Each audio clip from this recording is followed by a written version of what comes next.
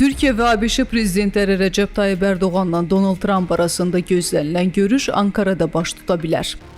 Növbəti 2 gündə Bakı və Abşeron yarımadasında aprelin 14-dən 15-nə keçən gecədən başlayaraq hava şəraitinin fasilələrlə yağıntılı olacağı, şimşək çaxacağı, yağışın leysan xarakterli olacağı gözlənilir. Rusiyanı danışıqlar masasına gətirmək üçün onu sanksiyalarla boğmaq lazımdır. Bunu Fransa Xarici İşlər Naziri Jean-Noël Barrot deyib.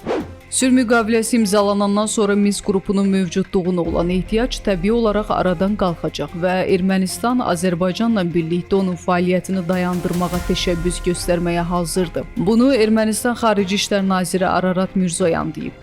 Xalqların Birliyi və Demokratiya Partiyası aprelin 10-da Türkiyə prezidenti Rəcəb Tayyip Ərdoğanla keçirilən görüşlə bağlı açıqlama yayıb. Bildirilib ki, hazırda həbsdə olan PKK terror təşkilatının lideri Abdullah Öcalan sərbəst buraxılmalıdır.